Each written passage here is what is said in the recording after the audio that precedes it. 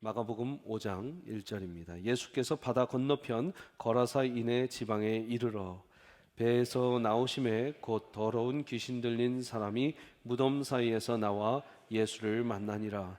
그 사람은 무덤 사이에 거처 하는데 이제는 아무도 그를 쇠사슬로도 맬 수 없게 되었으니 이는 여러 번 고랑과 쇠사슬에 매었어도 쇠사슬을 끊고 고랑을 깨뜨렸음이로라.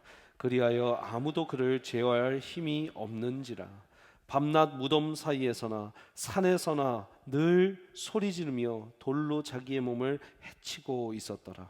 그가 멀리서 예수를 보고 달려와 절하며 큰 소리로 부르짖어 이르시되 지극히 높으신 하나님의 아들 예수여, 나와 당신이 무슨 상관이 있나이까? 원하건대 하나님 앞에 맹세하고 나를 괴롭히지 마옵소서 하니, 이는 예수께서 이미 그에게 이르시기를 더러운 귀신아 그 사람에게서 나오라 하셨습니다. 이에 물으시되 내 이름이 무엇이냐? 이르되 내 이름은 군대니 우리가 많음이니이다 하고 자기를 그 지방에 내보내지 마시기를 간구하더니 마침 거기 돼지의 큰 떼가 산 곁에서 먹고 있는지라.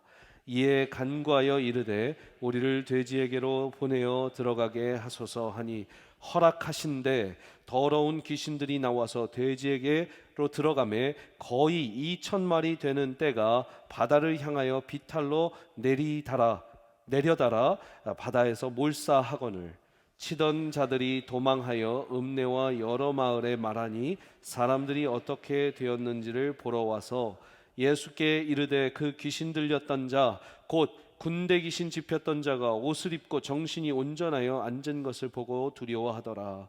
이에 귀신 들렸던 자가 당한 것과 돼지의 일을 본 자들이 그들에게 알림해 그들이 예수께 그 지방에서 떠나시기를 간구하더라. 예수께서 배에 오르실 때에 귀신 들렸던 사람이 함께 있기를 간구하였으나 허락하지 아니하시고 그에게 이르시되 집으로 돌아가 주께서 너에게 어떻게 큰 일을 행하사 너를 불쌍히 여기신 것을 내 가족에게 알리라 하시니 20절 같이 읽습니다. 그가 가서 예수께서 자기에게 어떻게 큰 일을 행하셨는지를 데가벌리에 전파하니 모든 사람이 놀랍게 여기더라. 아멘. 제가 이 본문을 준비하면서 한 정말 10차례, 15차례 넘게 읽었는데 여러분들하고 교독하면서도 또 새로운 묵상을 주시는 것이 얼마나 감사한지 모릅니다. 성경은 읽을 때마다 참 새로운 묵상을 주시고 하나님께서 영감을 주시는데 여러분들에게도 그런 역사가 일어나기를 간절히 축복합니다. 얼마 전에 한국에서 예능 프로그램입니다. 예능 프로그램을 요즘에는 1분씩 딱딱 끊어서 여러 소셜 네트워크에 많이 전달을 합니다. 뭐 많이 보지 않아도 그 1분 안에 나온 내용들만 잠깐 봐도 그 예능 프로그램이 어떤 내용인지 아는데 제가 이렇게 무심코 지나가다가 하나를 보게 됐어요. 근데 무슨 내용이냐면 예전에 연예인 탤런트였던 사람이 이제 무속인이 된 사람이더랍니다. 무속인이 됐는데 이제 아무 데서도 안 불러주는데 요즘 많이 불러주면서 그렇게 자기를 인터뷰하는 사람들이 많아지는 거예요. 그런데 이 전에 탤런트였고 지금은 무속인이 된 그 사람에게 그 다른 연예인들이 올해는 어떻게 되겠습니까? 여기에서 점괘가 제일 좋은 사람이 누굽니까? 이렇게 물어보면서 또 제가 속 시원하게 하나만 물어보겠는데 최근에 신들림 받은 신 받은 사람이 더 점괘가 좋습니까? 아니면 오래 받은 사람이 점괘가 좋습니까? 이런 질문을 공중파 방송에서 예능 방송에서 하는 것을 보고 듣게 되었습니다. 참 놀랍다. 이런 것을 지금 한국에서는 이렇게 편하게 방영하고 있는가? 그런데 놀랄 것이 아닌 것이 제가 조금 조사를 해보니까 지금 한국이 죄송한 말씀입니다. 좀 미쳐가고 있는 것 같아요. 이런 쪽에 있어서 코미디 프로 다른 프로그램이 하나 있는데 이 큰 예전에 농구 선수했던 사람하고 지금 코미디언 한 사람하고 한번 사진을 보여주시면 그 사람들이 코미디 프로를 하나 만들었는데 무엇이든지 물어보살이라는 프로그램입니다. 그러면서 그 프로그램의 첫 화면이 저렇게 돼 있어요. 저는 누구라고 얘기하지 않았고 전에 농구 선수를 했던 사람이고 지금 코미디언을 했던 사람이라고 그러면서 들어오살 이러면서 지금 또 다른 연예인들의 그런 어떤 이 신격화된 그림들을 올려놓고 또 다른 사진이요. 저렇게 한 명은 머리를 길겠다고 뭐 선녀 보살 뭐 이렇게 얘기를 하고 또 한 사람은 동자 보살 뭐 이러면서 지금 2020년 신년 운세를 봐주겠다 하면서 지금 각종 프로그램에서 섭외가 되고 있습니다. 다음 장면을 보여주시면 여러분 몇 년 전에도 정말 유명했던 이런 그 TV 프로그램 하나가 있는데 보시면 이 사람이 도사의 역할을 하고 뒤에 보면 편안하게 저렇게 무속계인의 집인 것처럼 저렇게 해놓는 것이 지금 한국 TV에 굉장히 많이 나오고 있다는 거예요. 작년에 제가 한국을 갔을 때 너무 놀라서 우리 이정찬 목사님이 저를 이제 같이 여러 군데를 이제 보여주셨는데 제가 극동방송이 홍대 쪽에 있었기 때문에 극동방송에서 방송국 이제 그 직원들 설교를 하고 나서 제가 홍대길을 걸었던 적이 있습니다. 여러분 홍대는 지금 정말 젊은 사람들의 아지트고 젊은 사람들이 많이들 자기들의 젊음을 내뿜으면서 길거리에서 춤도 추고 패션의 거리고 아주 이 성행하는 곳이죠. 그곳에서 제가 많이 볼 수 있었던 가장 많이 볼 수 있었던 가게들이 있었는데 이런 가게였습니다. 한번 사진을 보여주시면 이런 또 다른 사진이요. 17세 처녀보살, 이건 다른 지역에 있는 건데요. 다시 한번 이 다른 것도 보여주세요. 다른 사진 제가 보는 이런 작은 1평, 2평 남짓한 곳에 저렇게 점을 봐주고 또 거기에는 꼭 방송국 SBS 뭐 MBC에서 촬영하고 갔다. 다른 사진 한번 보여주세요. 뭐 사주 타로 또요. 사주 타로 관상 손금 장명 또 보여주시면 여기는 방송 출연했다 누구누구가 출연했고 누구누구가 나왔다고 사진하고 이름들을 다 올려놨어요. 이건 또 뭡니까? 진로, 애정상담, 궁합, 손금, 인생, 뭐 성공상담, 관상, 장명. 다니는 곳마다 연예인들이 여기를 왔었고 TV 프로그램에서 여기를 찍어갔다라는 것이 그들한테는 굉장히 크레덴셜이죠. 자기들의 이 잘 맞춤 또 혹은 이 집이 정말 용한 집이다라는 걸 보여주기 위해서 저렇게 지금 많은 젊은이들이 가장 여러분 화려하게 다니는 곳에 점 보는 집들이 저렇게 화려하게 간판을 화려하게 배너를 두고 지금 한국이 그러고 있다라는 거예요. 공중파 방송에서는 유명 연예인들이 보살 복장을 하고 점괘를 봐주면서 상담을 해주고 있고 목사님 그렇게까지 볼 거 없잖아요. 그냥 프로그램이고 그냥 웃기고 재밌으라고 하는 건데 목사님 그렇게까지 하십니까? 아니에요. 여러분 영적으로 보셔야 돼요. 지금 벌써 저런 뭐 도사의 옷을 입고 저 뒤에 지금 막 저런 절간처럼 저렇게 해놓은 것이 지금 계속 우리의 눈에 들어오고 편안하게 돼버리면 이것은 사탄의 엄청난 공략에 우리가 지고 마는 것이죠. 아멘이십니까? 지금 이러고 돼 있다라는 거예요. 아무것도 아닌 듯이 이게 재밌고 웃기고 오늘 그거 봤어? 누구 나온 거 봤어? 그러면서 여러분 저 아까 그 두 사람이 요즘 보살하는 그 두 사람이 아주 상담을 잘해주고 시원명쾌한 조언을 해준다라는 걸로 유명하다라는 거예요. 꼭 왜 저렇게 할까? 정말 본인들의 그 복장을 입고 깔끔하게 입고 한 명은 운동선수였다가 연예인이 되고 또 한 명은 정말 연예인으로서 잘 성장한 그 사람들이 그냥 젊은이들을 만나면서 콘서트나 이야기를 하면서 해줬으면 얼마나 좋았을까라는 생각을 저도 젊은데 젊은 목사가 해봅니다. 참 안타깝다. 아쉽다. 이것이 왜 이럴까? 여러분 조금 더 우리의 대중문화에 대해서 이야기를 좀 해보면요. 왜냐하면 우리 자녀들이 노출돼 있고 우리의 이 형제 자매들이 노출돼 있는 곳인데 여러분 얼마 전에는 이 최고의 시청률을 자랑했던 드라마가 하나 있었는데 그 드라마 이름이 도깨비라는 드라마예요. 여고생이 사랑에 빠지는데 도깨비랑 사랑에 빠지고요. 거기는 삼신할매도 나오고요. 거기는 저승사자도 나오는데 다 이쁘고 제일 잘생긴 사람들이에요. 너무 멋있는 저승사자, 너무 멋있는 도깨비, 그리고 자기가 도깨비 신부라면서 다닌다라는 거예요. 그것이 너무나 로맨틱하게 멋있게 그려지고 있고, 여러분 삼신할매라는 단어를 그냥 자연스럽게 하면서 이 여성이 막 사람을 다니면서 너를 낳았을 때, 너를 가졌을 때, 너를 만들었을 때 너무 기뻤다, 이런 얘기를 해요. 하나님이 우리를 만드신 것이지 삼신할매가 만든 게 아니잖아요. 여러분, 이런 지금 한국 문화가 뭐 또 오나의 귀신님이라는 드라마라는 곳에서는, 여러분 제가 이렇게 막 리서치를 한 거예요. 지금 스타 셰프가 사랑에 빠지는 드라마인데 처녀 귀신이 여주인공이에요. 온 국민이 지금 굉장히 이런 이야기를 많이 하고 있고요. 한국 사람이 1,000,000명 이상 봤다라는 그 어떤 영화는 죽어서 저승 가는 길에 대한 영화의 내용이 굉장히 1,000,000 관객 이상 본 영화가 됐어요. 저는 이러면서 지금 이 귀신 이야기를 하는 것 자체가 정말 한국에서는 너무 편해지고 있다. 그때 제일 좋아할 사람들 아니에요. 제일 좋아할 이들이 누구냐면 귀신들이에요. 여러분, 제가 오늘 경고 하나를 드리는데, 절대 본인이 그런 경험이 있거나 그런 이야기가 있으면 나누지 마십시오. 귀신 이야기 같은 거는요, 나눌 때 그 사람에게 영적으로 전이가 됩니다.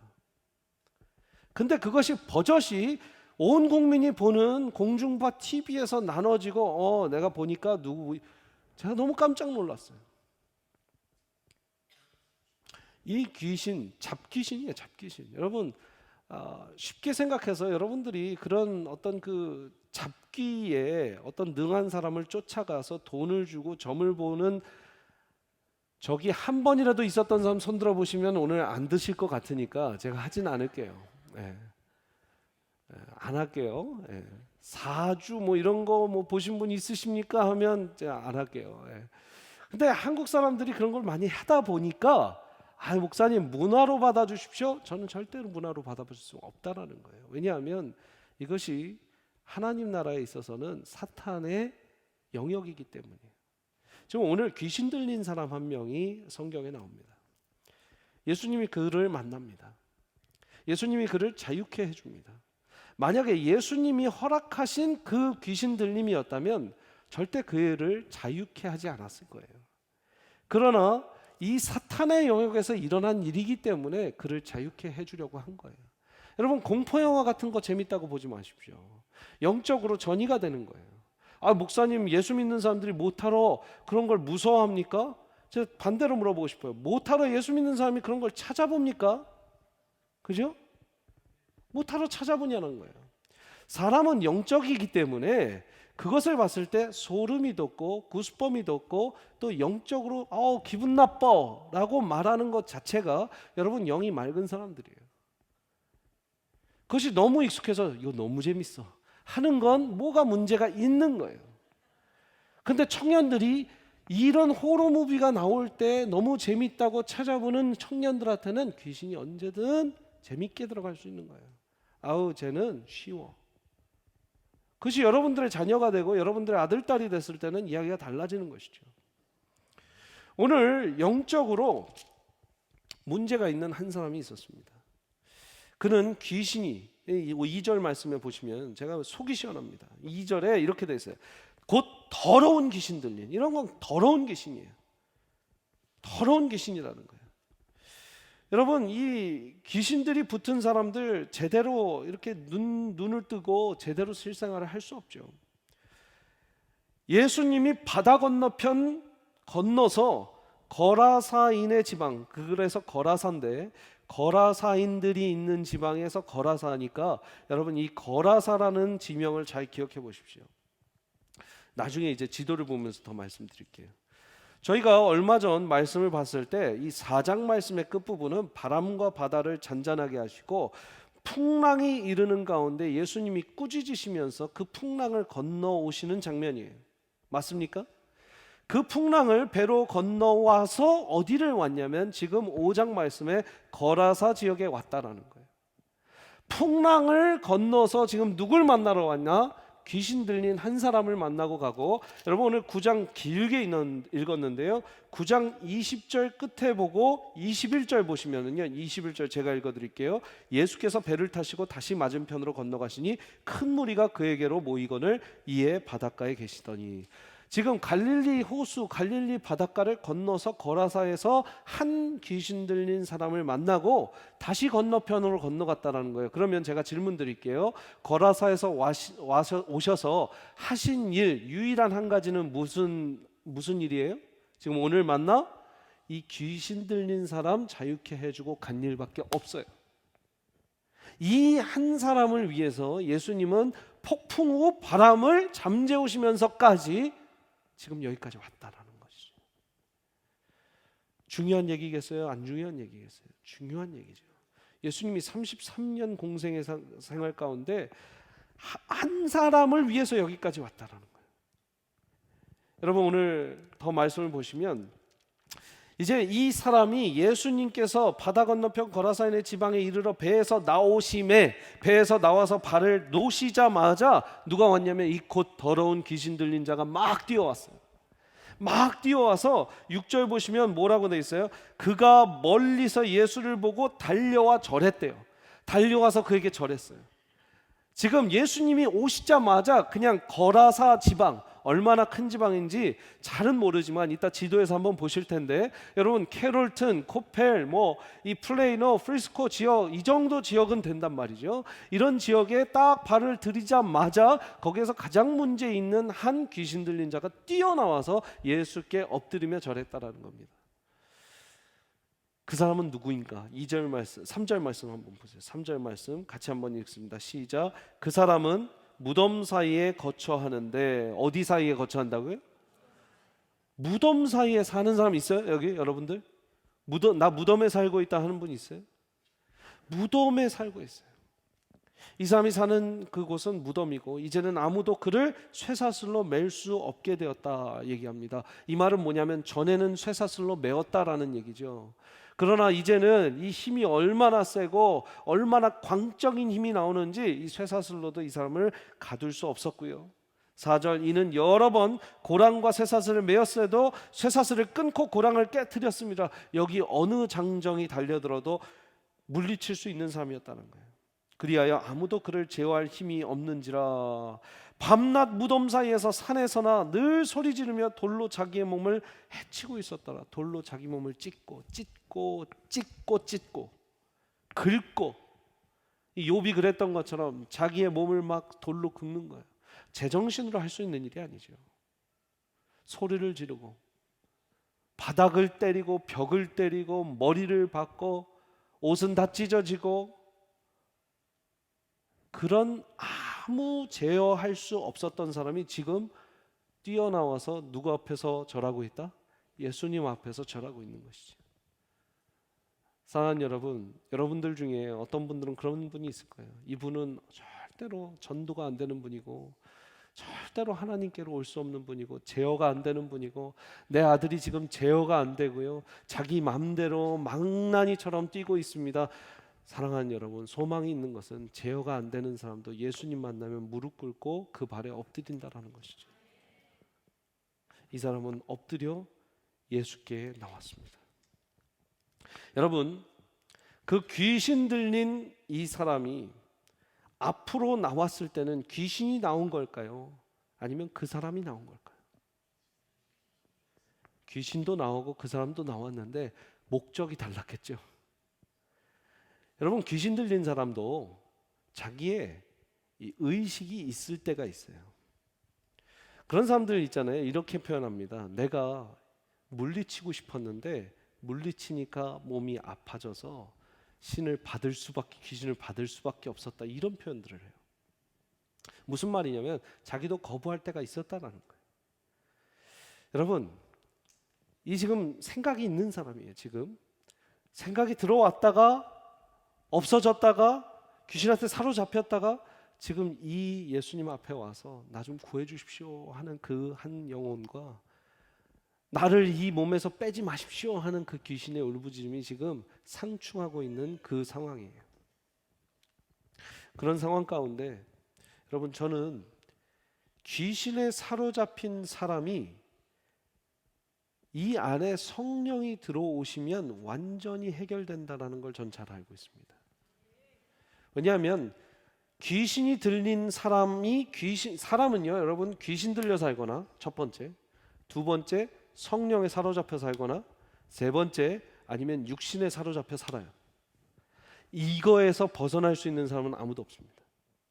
첫 번째 누구? 귀신에 사로잡힌 사람. 두 번째 누구한테? 성령에 사로잡힌 사람. 세 번째 뭐에 사로잡혀요? 육신과 세상에 사로잡힌 사람이에요. 세상 만사가 엄청 많은 사람이 있는 것 같지만 여러분, 이 셋 중에 하나예요. 세 번째는 잘 아시죠? 육신과 세상, 정욕 그대로 살아가는 사람들이에요. 첫 번째 귀신 들린 사람은 아주 이례적이죠. 자기 머리를 박거나 또 이상한 말을 하거나 이상한 소리를 내거나 또 이렇게 무덤에서 살거나 집 없이 살거나 그러면서 자신의 인생을 완전히 그냥 귀신 때문에 망쳐버릴 수밖에 없는 사람들이에요. 그러나 성령에 사로잡힌 사람들은 우리예요. 우리. 성령이 사로잡히면 왜 이 귀신이 나갈 수밖에 없냐면, 여러분, 성령에 사로잡히면 귀신은 거기에 같이 있을 수가 없기 때문이에요. 조직신학적인 이야기를 하면 하나님께서 계시는 곳에는 어디든 God cannot coexist with evil spirit or the Satan.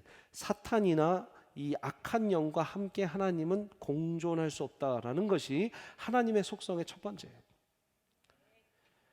하나님은 악과 공존할 수 없다. 사탄과 공존할 수 없고 당연히 귀신과 공존할 수 없어요. 성령을 받고 예수님을 받은 사람은 그 안에 절대로 다른 신들이 들어올 수 없다라는 거예요.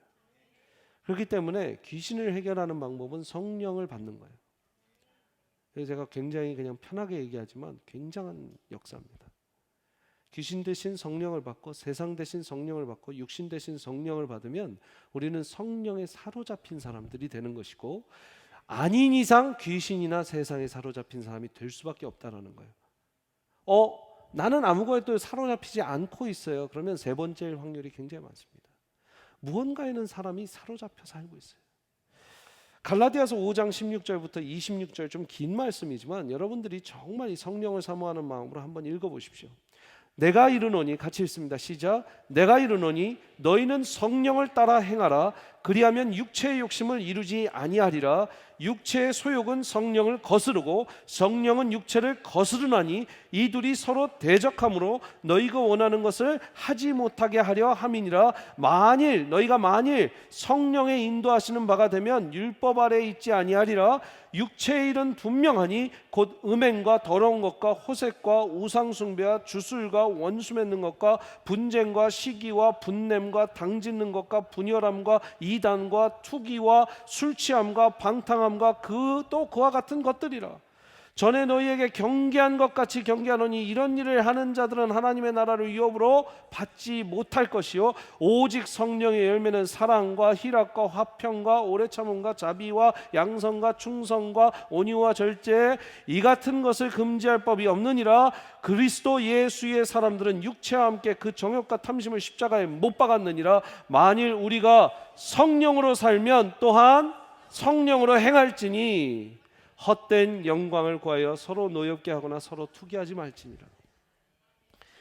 성령에게 사로잡힌 사람은 여러분 열매가 나오는 거예요. 사랑, 희락, 오래 참음, 자비, 양선, 충성 나오는 거예요. 그런데 육신에 사로잡힌 사람들은 우상숭배, 주술, 원수 맺는 것과 분쟁, 시기, 분냄, 당짓고 분열함과 이단, 투기, 술 취함, 방탕함, 음행, 호색 이런 것들로 그냥 가득 차버리는 인생이 되는 것이죠. 여러분 뉴스에 많이 보고 있지 않습니까? 여러분들 주변에 많이 보고 있지 않습니까? 지금 금요 저녁 어디든 나가면 볼 수 있지 않습니까? 로마서 8장 말씀 제가 이건 읽어드릴게요. 예수를 죽은 자 가운데서 살리신 이의 영이, 성령이죠, 너희 안에 거하시면 그리스도 예수를 죽은 자 가운데서 살리신 이가 너희 안에 거하시는 그의 영으로 말미암아 너희 죽을 몸도 살리시리라. 그러므로 형제들아, 우리가 빚진 자로 돼 육신에게 져서 육신대로 살 것이 아니요 너희가 육신대로 살면 반드시 죽을 것이로되 영으로 몸의 행실을 죽이리니 무릇 하나님의 영으로 인도함을 받는 사람은 곧 하나님의 아들이라. 너희는 다시 무소하는 종의 영을 받지 말고 양자의 영을 받았으므로 우리가 아빠 아버지라고 부르짖느니라. 여러분, 성령에 사로잡히거나 육신에 사로잡히거나 귀신에 사로잡히거나 셋 중에 하나입니다. 제 말이 틀린지 보십시오. 저 사람 뭔 생각하고 있는지 모르겠어. 신앙이 좋은 것도 아니고, 그렇다고 뭐 귀신 들린 사람은 아닌 것 같고, 그렇다고 하나님을 싫어하거나 뭐 악한 일을 하는 것도 아닌데 하는 분들은 세상에 사로잡힌 사람이에요. 교회 안에도 많아요. 교회를 나온다고 해서 성령에 사로잡히는 건 아닙니다. 교회를 나오고 교회를 출석한다고 해서 성령에 사로잡힐 수 있는 건 아니에요.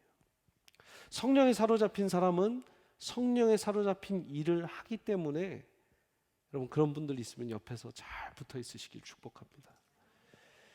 성령이 좋아하는 걸 하면 성령에 사로잡힌 사람들을 많이 만나고, 성령이 좋아하시는 걸 하면 성령에 사로잡힐 가능성과 이 찬스가 많겠죠. 성령님이 가장 좋아하시는 건 예배예요. 그렇기 때문에 예배 자리에 나오시고 성경 말씀이에요. 성경 말씀을 묵상하시고 기도해요. 기도하실 때 성령께서 터치해 주신다는 거예요. 성령이 좋아하시는 일을 하면 성령에 사로잡힌다라는 엄청나게 단순하지만 깊은 진리인 것이죠.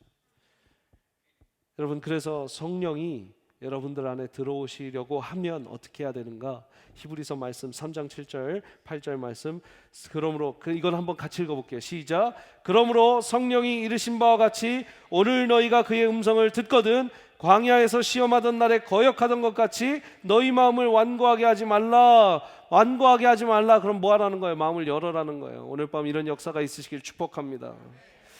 여러분, 귀신 들린 사람들은 밤낮 무덤에서 산에서 늘 소리치며 돌로 자기 몸을 해치고, 이런 인생을 구할 분은 성령뿐이 없습니다.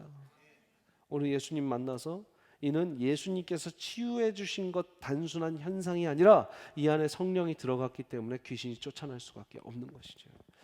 그래서 첫 번째, 저는 이렇게 오늘 영적인 그 가르침을 한번 적어봅니다. 영적 전쟁은 영역 싸움이다라는 겁니다. 성령이 오시건 귀신이 오건 육신과 정욕과 자기의 원하는 세상 만사의 일들이 우리의 마음을 지배하건 영역 싸움이에요. 영역 싸움. 오늘 말씀 이어서 7절 보시면요, 큰 소리로 부르짖어 이 귀신 이름 얘기합니다. 이르되 지극히 높으신 하나님의 아들 예수여, 나와 당신이 무슨 상관이 있나이까? 원하건대 하나님 앞에 맹세하고 나를 괴롭히지 마소서. 이는 예수께서 이미 그에게 이르시기를 더러운 귀신아 그 사람에게 나오라. 이에 물으시되 내 이름이 무엇이냐? 이르되 내 이름은 군대니 우리가 많음이다. 10절 말씀, 자기를 그 지방에서 내보내지기 마시기를 간구하더니. 무슨 말이에요? 귀신은 어딘가 붙어 있어야 돼요. 나중에 우리 이 말씀 어디에 붙어요? 돼지에 붙어요. 돼지에 붙든 인간에 붙든 누구한테는 붙어 있어야 되고 자기의 영역이 필요한 거예요. 거라사라는 지방이 군대 귀신 지방인데 왜 예수께서 왔냐라는 거예요. 우리 그러면 어디로 내쫓아야 되냐고, 내쫓지 마세요 이러는 거예요. 영역이라는 거죠. 자기 영역 싸움이라는 거예요. 여러분, 세미한 교회는 성령의 영역이에요. 할렐루야.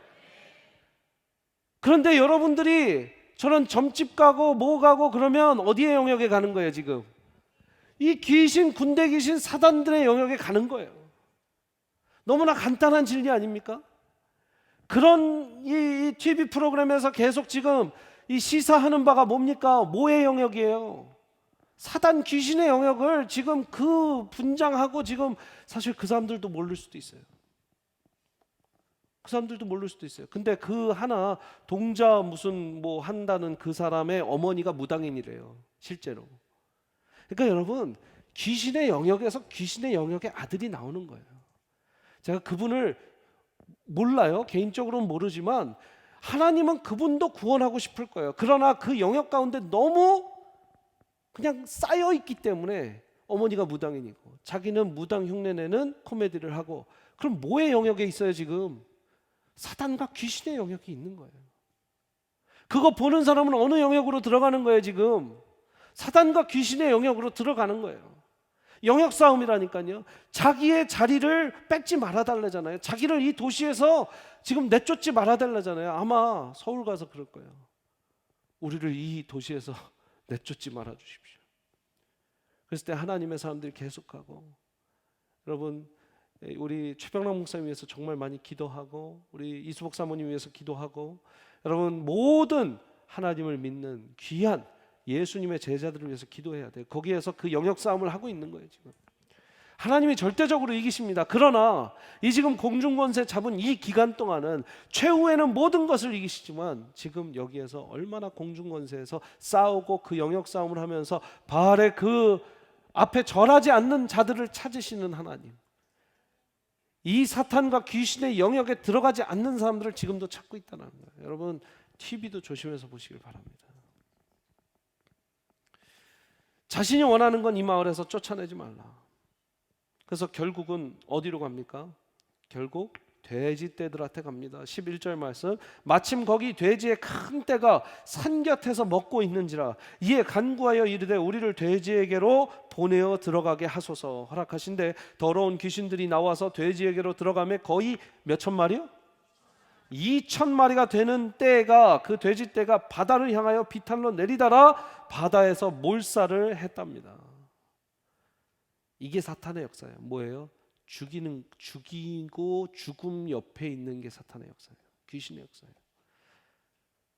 귀신도 죽어서 된 게 귀신이고, 사탄의 영역 가운데 지금 죽음, 어디 아까 2절 3절 말씀에 어디 있다고 그랬어요? 이 사람이 어디 살아요? 무덤에 살잖아요. 죽음 옆에 있는 거예요. 죽음 옆에 있고 죽음으로 몰아가고. 여러분 그래서 두 번째 저는 영적 교훈 이렇게 씁니다. 영적 전쟁은 생명과 죽음의 싸움이다. 같이 한번 읽어보겠습니다. 시작. 영적 전쟁은 생명과 죽음의 싸움이다. 여러분 우리가 spiritual battle, 영적 전쟁이 목사님 심합니다, 뭐 이런 말씀을 해요. 영적 전쟁은요 여러분 죽느냐 사느냐의 문제예요. 왜요? 영적 전쟁을 거는 놈들은 우리를 죽이려고 하기 때문이에요. 귀신 들린 자는 자기 몸을 해하고 피토하고 죽임 직전까지 가요. 사람 꼴이 말이 아니에요. 여러분 성경 말씀에 또 마가복음 9장 말씀인데 9장 말씀에 귀신 들린 아들이 나옵니다. 무리 중에 하나가 대답하여 선생님 말 못하게 귀신 들린 내 아들을 선생님께 데려왔나이다. 귀신이 어디서든지 그를 잡으면 거꾸로 져서 거품을 흘리며 이를 갈며 그리고 파리해지는지라 내가 선생님의 제자들에게 내쫓아달라 했는데 그들이 능히 하지 못했다. 20절 말씀, 오니 귀신이 예수를 보고 곧 그 아이로 심히 경련을 일으켜 땅에 엎드려져서 구르며 거품을 흘리게 하더라. 예수께서 그 아버지에게 물으실 때 언제부터 이렇게 되었느냐? 어릴 때부터입니다. 22절, 귀신이 그를 죽이려고 불과 물에 자주 던졌나이다. 여러분 귀신이 하는 일이 이런 거예요. 사탄이 하는 일이 이런 거예요. 불과 물에 던지고요, 거품을 흘리면서 구르면서 심히 경련을 일으키게 하고 구르게 하고, 사람이 여러분 경련을 일으키고 파리해지고 이를 갈고. 성령은 이렇게 안 하세요. 성령에 사로잡힌 자가 거품에 물고 파리해지고 불에 자기 몸을 던지고 물에 자기 몸을 던져서 죽일 no. 성령에 사로잡히면 사는 건데 귀신에 사로잡히면 죽는 거예요. 그리고 세상과 육신에 사로잡히고 욕정에 사로잡히면 뭐예요? 죽는 거예요. 죽는 거예요. 죄의 삭은 뭐라고 돼 있어요? 사망이다. 이게 뭐 영적인 사망이죠. 영적인 사망도 맞는데요, 진짜 사망이에요. 왜요? 귀신 들린 사람들, 또 이 육신에 사로잡힌 사람들이 여러분 50, 70, 80, 90 잘 살고 있는 분 잘 없어요. 중간에 한번 감옥 갔다 오시든지 뭐 음주운전 해갖고 신문에 나오시든지 뭐 하시든지 많이 보잖아요. 그거 왜 그래요? 성령에 사로잡혔는데 음주운전해서 걸립니까? 성령에 사로잡혀서 너무 성령에 취하셔갖고 음주운전을 해요? 아니에요. 뭔가 다른 곳에서 다른 짓을 하셨기 때문에 그런 일이 일어나는 거죠. 뭐로 몰아가요? 죽음으로 몰고 가요. 가정의 죽음, 그렇죠? 그런 가장을 한두 번 용서해 줄 수는 있어요. 그러나 죽음으로 몰고 가는 거예요. 술 취해서 폭력을 휘두르면 죽음으로 몰고 가는 거예요. 그 성령에 사로잡힌 거 아니고 귀신에 사로잡힌 거고 이 세상과 정욕과 이 육신에 사로잡혔기 때문에 그런 것이죠. 여러분, 생명과 죽음의 일입니다. 이것은. 요한복음 10장 10절 말씀 같이 한번 읽습니다. 시작. 도둑이 오는 것은 도둑질하고 죽이고 멸망시키려고 하는 것뿐이요 내가 온 것은 양으로 생명을 얻고, 뭐를 얻게 하고? 그리고 더 풍성히 얻게 하려는 것이다. 우리 예수님은 생명을 얻게 해주시는 분임을 믿으시기 바랍니다. 여러분, 14절 말씀, 치던 자들이 도망하여, 이 돼지 치던 사람들이 이제 도망해서 읍내와 여러 마을에 말하니 사람들이 어떻게 되었는지를 보러 와서 예수께 이르되 그 귀신 들렸던 자 곧 군대 귀신 집혔던 자가 옷을 입고 정신이 온전하여 앉는 것을 보고 두려워하더라. 이에 귀신 들렸던 자가 당한 것과 돼지의 일을 본 자들이 그에게 알림해. 17절 같이 읽습니다. 시작. 자, 참 신기한 일이 일어났어요. 지금 한 사람, 무덤가에서 살고 있는 귀신 들린 한 사람을 구해줬고, 그리고 그 귀신, 군대 귀신이 돼지떼에 들어가서 그 돼지떼가 지금 비탈길을 넘어 물속으로 다 수장돼서 죽었는데 결론이 뭐냐면 예수님 떠나달라는 거예요. 자, 여러분, 우리가 성경을 봤기 때문에 이 사람들이 참 못됐다, 아니면 예수님의 어떤 이런 역사를 보고도 이렇게밖에 말을 못했을까 할 수 있는데, 여러분 생각해 보세요. 상식적으로 한 사람이 온전해졌어요. 그리고 돼지 2,000마리가 죽었어요. 그러면 뭐 예를 들어서 왜 죽이셨어요? 라고 물어보든지, 당신 때문에 우리가 뭡니까? 라고 하든지, 아니면 이 사람을 살려주셔서 감사합니다 라고 하든지, 뭔가 그런 일들이 일어나야 되는데 예수님한테 떠나달라고 한 거예요. 이 이유가 뭘까? 여러분들 잘 알다시피 첫 번째, 이 돼지가 죽었던 것이 너무 돈으로 아까웠기 때문에 이 사람들은 그렇게 얘기했어요. 첫 번째는 이 돼지 2,000마리는 지금도 돼지 한 마리가 얼마인지 모르겠어요. 그러니까 돼지 2,000마리가 100원은 아닐 거 아니에요. 그죠? 뭐 어떤 성경 주석가는 뭐 지금으로 치면 뭐 40억에 대한 거다, 뭐 몇십억에 대한 건다, 그건 몰라요. 사실 그 당시에 돼지가 얼마였는지는 잘 모르기 때문에. 하지만 확실한 것은 엄청난 재산이었어요. 엄청난 재산이 지금 바다로 들어가서 죽었단 말이에요. 그러면 첫 번째, 이 주인이 나와서 뭐라고 해야 돼요. 여러분, 성경을 보실 때 그런 질문도 좀 가지시라고요. 아니, 돼지 주인이 지금 한 명인데 2,000마리를 다 갖고 있었는데 지금 잃었을까? 2명인데 지금 1,000마리씩 했는데 지금 다 잃었을까? 궁금증이 생기시죠?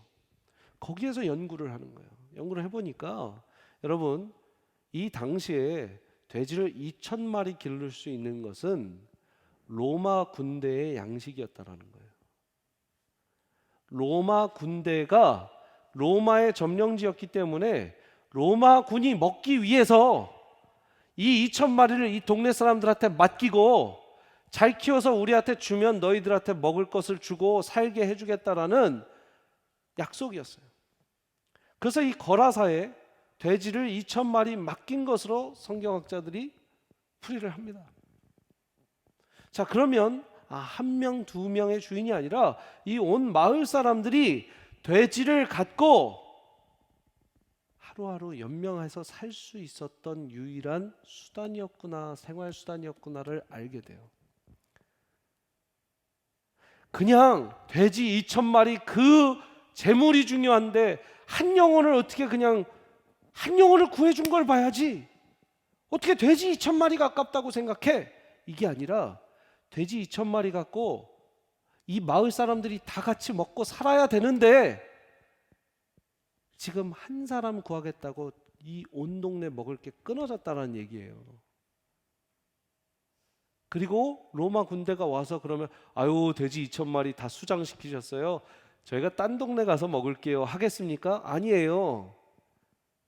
로마군이 그렇게 젠틀하게 점령한 게 아닙니다. 당시 로마 시대에 군합발로 밟고 창으로 찌르고 군사력으로 지금 로만 엠파이어가 된 거예요. 팍스 로마나가 이뤄진 거예요. 그렇다면 이 사람들 어떻게 했겠어요? 살려뒀을까요? 모르죠. 그러나 위협적인 자기의 생명의 위협이 있다라는 거예요. 여러분, 이 돼지 2,000마리 죽은 거를 그냥 아무렇게나 편하게 보지 마십시오. 돼지 2,000마리 그 제물이 뭐가 중요한데 한 영혼이 중요하지? 목사니까 그렇게 해석할 수 있지만 그렇지 않아요. 돼지 2,000마리는 이들한테 유일한 살 길이었고 로마 군대가 와서 자기들을 죽일 수도 있는 상황이었기 때문에 예수 보고 떠나라고 한 거예요. 이제 좀 픽스가 맞으시죠? 오히려 예수 보고 그냥 떠나라고 한 게 어떻게 보면 젠틀하게 해준 거예요. 그래서 저는 여러분, 영적 전쟁은 우선순위 싸움이다라고 이제 봐요. 우선순위 싸움이다. 왜냐하면 당연히 재산보다 중요한 것이 한 영혼이라는 우선순위가 있어야 돼요. 재산보다 먼저 중요한 것은 한 영혼을 구하기 위해서 지금 이 2,000마리를 죽이더라도 그 무덤가에 살았던 그 한 사람이 살아났다면 온 마을이 기뻐해야 된다. 말하기 너무너무 어려운데 지금 그 얘기를 해주고 있는 본문이라는 거예요. 너희들이 지금 먹을 거 입을 거가 지금 위협적이어도 이 한 영혼 너희들이 방치해 놓고 아무도 쳐다보지 않았고 오히려 무덤가에서 저러고 살다 죽어버려라 했던 그 한 사람을 구해준 것이 너희들의 목숨값이라도 너희는 우선순위를 한 영혼에 두어야 된다라는 말이에요. 그냥 단순히 돼지 2,000마리보다 한 영혼이 중요합니다라는 말이 아니라 내 정말 살아서 내가 지금 내일 군대에 군합발에 집혀서 우리 가족이 죽을지라도 저 이름도 모르고 정말 저 괴기하게 생긴 저 맨날 무덤에서 울고 자기를 돌로 쳤던 우리가 정말 저렇게 내버려뒀던 사실 그 사람이 알아서 무덤에 갔을까요? 그럴 수도 있었겠죠. 그러나 이 마을이 그를 저 무덤으로 보내버린 거거든요. 그렇게 외면했던 한 사람을 구원하기 위해서 이 동네 전체가 희생을 감수해야 된다는 우선순위라는 거예요. 너무나 어려운 거예요. 그렇기 때문에 거라사인들은 여러분 이방인이었단 말이에요. 하나님 몰라요. 예수님이 하나님의 아들이다 메시아다 그 말이 어떤 말인지 이 사람들은 몰라요. 그런데 저 한 사람을 구하느냐고 우리 돼지 2,000마리가 죽어서 이제 우리 로마 군들한테 큰일 났다. 그러나 예수님이 그럴지언정 그 한 영혼이 중요하다라는 걸 이 말씀 본문 가운데 얘기해 주고 계시기 때문에 이 마가복음 5장에 이렇게 빨리 나온 거예요. 한 영혼을 찾아다 한 영혼을 위해서 그 폭풍우를 잠재우고 건너가신 예수님, 그리고 한 영혼을 위해서 2,000마리 수장시키고 거라사 모든 사람들의 밥줄을 끊어놓으신 예수님. 그러나 뭐가 중요하냐? 한 영혼이 중요하다. 여러분, 우리 교회에서 여러분들이 잘 모르는 어느 목장의 어느 목원 한 명을 위해서 우리 교회가 다 손해 본다면 그걸 감수해라라는 말씀이에요. 너무 어려운 거예요. 이거 쉽지 않은 거예요. 제가 우리 새벽 예배 할 때도 특세 할 때도 제가 눈물을 흘리며 그렇게 얘기했어요. 여러분, 품지 못할 사람이 어디 있습니까? 여러분, 용서 못할 사람이 어디 있습니까? 나한테 뭐 한마디 해. 여러분, 이 사람은 지금 이 사람 한 사람 구한 것 때문에 동네가 난리가 났어요. 여러분한테 금전적인 피해를 그렇게 주셨습니까? 여러분한테 마음의 상처를 좀 주셨습니까? 주셨을 수도 있겠죠. 여러분들의 뭐 비밀, 뭐 기도 제목을 어디에서 뭐 이렇게 실수로 나눴습니까? 그랬을 수도 있겠죠. 여러분들이 아픈 부인데 거기를 툭 찔러서 예수님이 수가성 여인한테 그래 네 남편을 데려오너라, 네 남편 지금 살고 있는 남편도 네 남편이 아니지 하는 것처럼 툭 찔러서 얘기했다? 그랬을 수도 있겠죠. 그러나 그 모든 거 우선순위 위에 그 영혼이 있다라는 것이 예수님께서 가르쳐 주시는 지금 가르침이에요. 여러분, 예수님 닮은 사람 되는 거 정말 쉽지 않은 겁니다.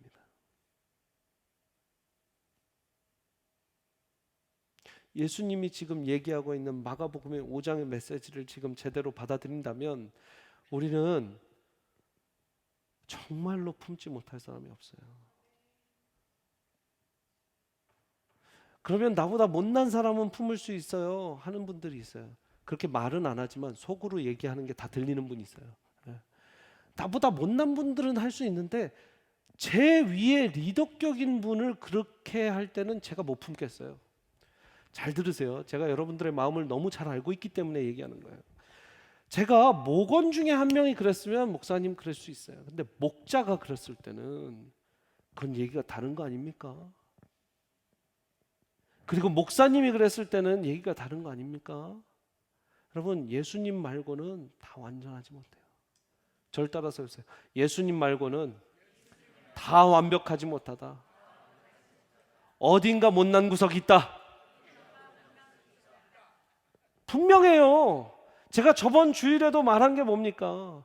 아브라함, 이삭, 아브라함 못난 거 이삭이 품고 가야 되는 거예요. 아버지인데도. 그렇다면 오늘 말씀에서도 여러분, 이 사람이 귀신 들린 자가 아니라도 왕이라도 그 마을에 어떤 추장이라도 이 마을의 어르신이라도 이 마을의 리더라도 이 마을의 위정자라도 이 도시의 위정자라도 리더여도 부족하고 문제가 있다면 그 영혼이 먼저다라고 얘기해 주는 것이에요. 우리 여러분 성경적인 정말 목장으로 부흥하는 교회가 되려면 목원들이 목자를 볼 때도 목자님이니까 상처 주지 마세요. 목자님은 완벽하셔요. No. 목자도 상처 줄 수 있고 목녀도 상처 줄 수 있어요. 목원도 목자한테 상처 줄 수 있고 목원도 목자한테, 목자도 목원한테, 목원도 목원한테, 초원지기도 목원한테, 초원지기도 목자한테, 목녀한테, 다 목사님도 목자한테, 목사님도 초원지기한테, 목사님도 목녀한테 상처 줄 수 있어요. 있다 없다? 있다. 근데 우선순위는 뭐다? 품어야 되는 거예요. 팀장님도 상처 줄 수 있고 부장님도 상처 줄 수 있고 부원도 상처 줄 수 있고 어머 저분은 나보다 나이가 높으신데 어떻게 나한테 목사님 제가 어리면 제가 품기라도 하죠. 근데 저보다 10살이나 위에요. 근데 어떻게 제가 품어요? 권사님이에요. 심지어. 그래도 품으라는 거예요. 그래도 영원히 우선순위다. 아멘. 모처럼 여러분들 자식들이 여러분들을 이해하고 엄마 아빠로 끝까지 생각하는 것처럼 그렇게 해야 된다는 거예요. 어려워요. 오늘 쉬운 말씀 아니에요. 영적 전쟁은 우선순위의 싸움이다.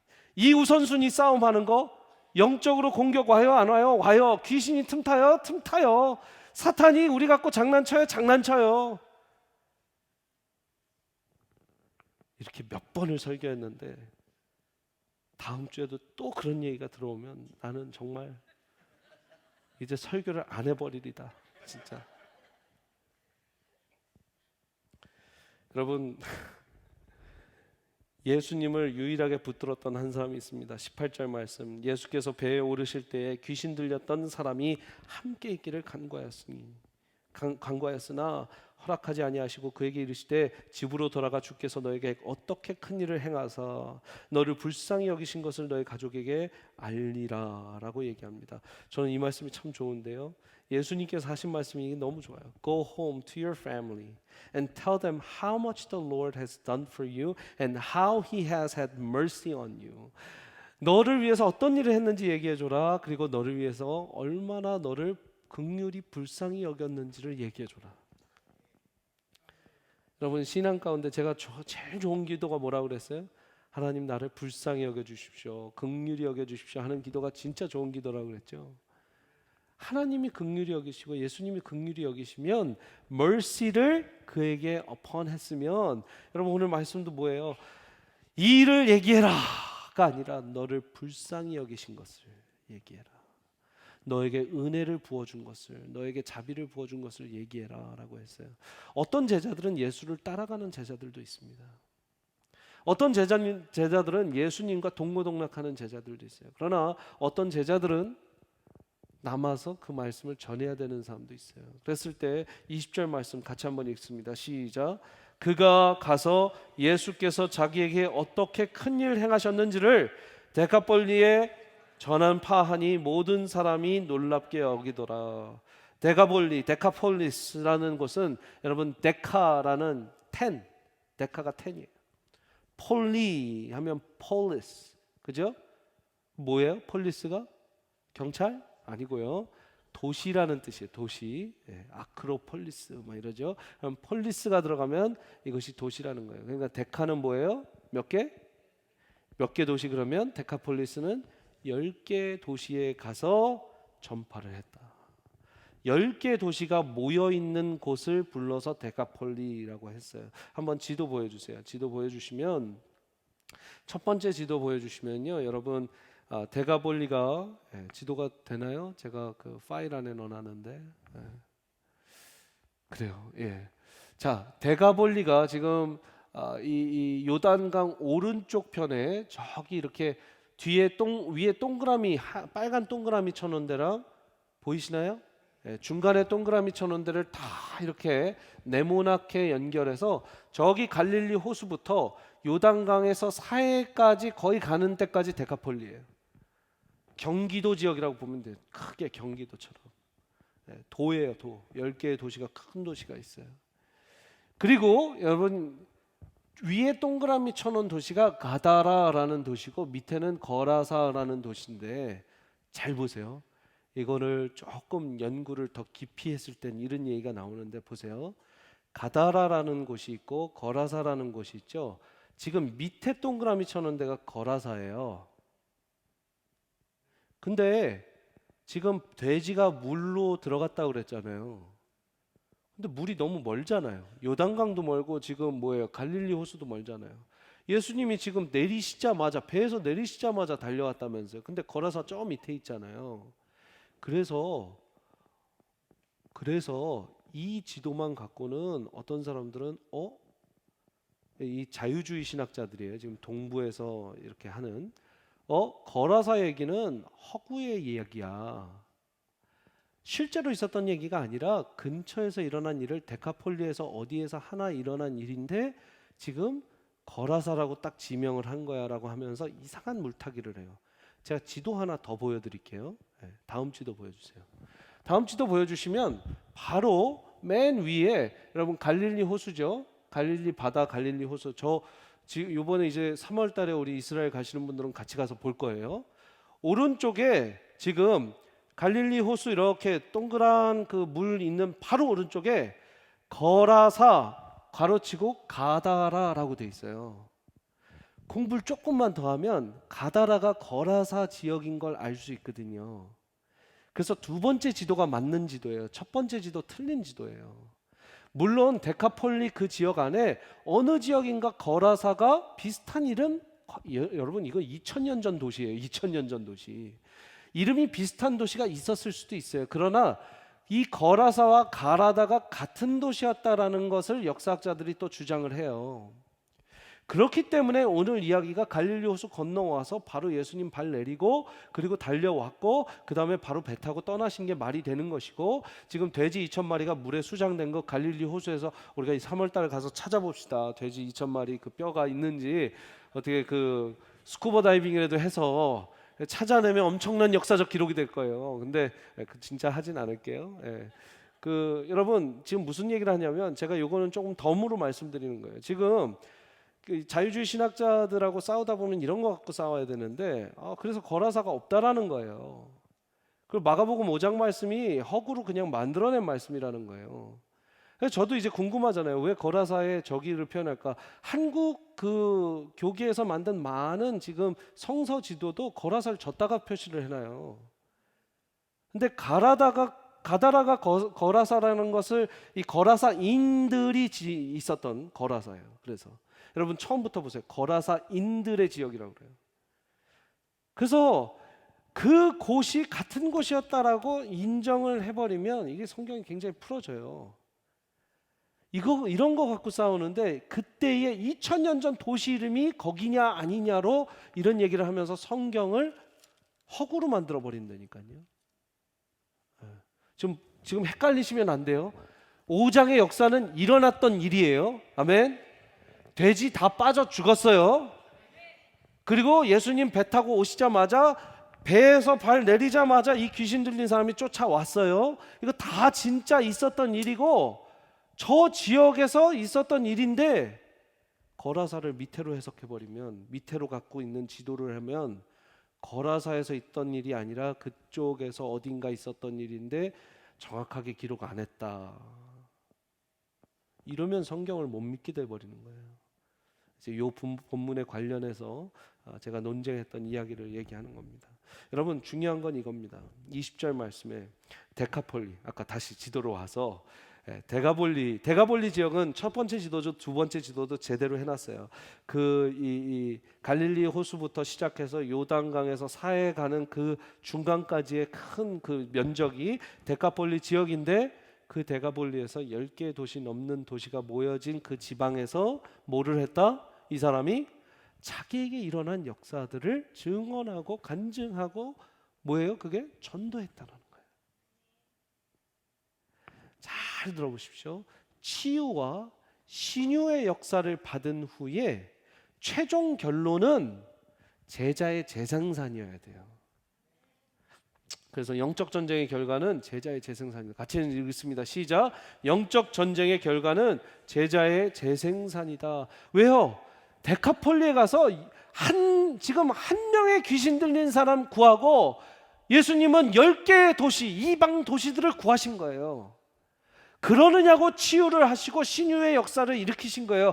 근데 제가 한국교회 역사를 많이 공부하고 거기에 대해서 논문도 썼지만 신유의 역사, 치유의 역사를 이루고 얼마나 사람들이 자기의 공로로 쌓고 자기가 치유와 신유로 무슨 일을 했다라는 것을 자랑하고 자기의 미니스트리를 넓혀서 돈을 벌고 또 그 사역을 쫓아다니면서 제자의 재생산, 예수님 믿는 사람들이 더 많이 나오는 거는 신경도 안 쓰고 그냥 저 사람은 치유의 은사, 신유의 은사, 용해, 그 무당하고 똑같은 거예요.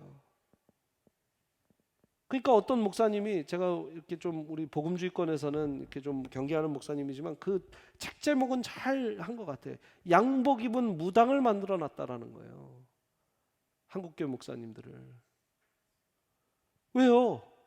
그냥 용해. 그게 끝이 아니라는 것이죠. 여러분 그렇게 기도받고 치유받고 신유받고 어떤 역사가 일어났고 감사함이 일어났으면 그것으로 전도를 해서 제자를 재생산하고 데카폴리, 이 10개의 도시를 쥐었다 놨다 흔들어 놓는 사람이 돼야 되는 것이 그 경험을 한 사람의 존재 이유의 목적이에요. 근데 저 목사님이 하니까 난 저 사람 따라서 여기도 가고 저기도 갈래. 그러면서 매일 밤 쓰러뜨리고 뭐하고, 제가 그분들을 다 비하는 게 아니라 거기에서 나가야죠. 나가서 하나님께서 내 병을 이렇게 치유하셨어요. 하나님께서 내 마음의 병 고침을 이렇게 해주셨어요. 내 슬픔을 가져가 주셨고 나의 우울증을 가져가 주셨고 나의 조울증을 가져가 주셨고 나의 대인기피증을 가져가 주셨고 나의 아팠던 그곳에 하나님께서 힐링을 주셨고, 치유와 신유의 역사 이후에는 제자의 재생산과 전도와 선교가 있어야 되는데 그게 없고 공을 쌓아버리고 탑을 쌓아버리면 큰 문제라는 것입니다. 여러분 그래서 심지어 한 귀신 들린 사람이 10개의 도시를 들었다 놨다 했어요. 저는 우리 세미안교회가, 우리 교회가 마음 먹고 할 수 있다면 10개의 도시에 교회를 못 세울 리가 없다고 생각합니다. 10개의 한 명도 아니라 한 교회를 세운다면 그 교회가 또 마음 먹고 10개의 도시에 개척할 수 있는 교회가 된다면 엄청난 파급 효과가 일어나는 거예요. 여러분 10 곱하기 1은 10이지만 10 곱하기 10은 100이에요.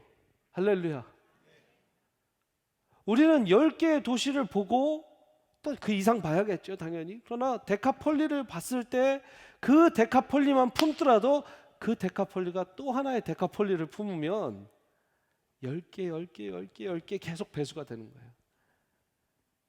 그러면 한 교회에도 이렇게 많은 역사가 일어나는데 두 번째, 세 번째, 여러분 그래서 저는 참 선교는요 예배가 없는 곳에 예배를 세운다, 이 정의를 참 좋아해요. 선교는 예배가 없는 곳에 예배를 세우는 것이다.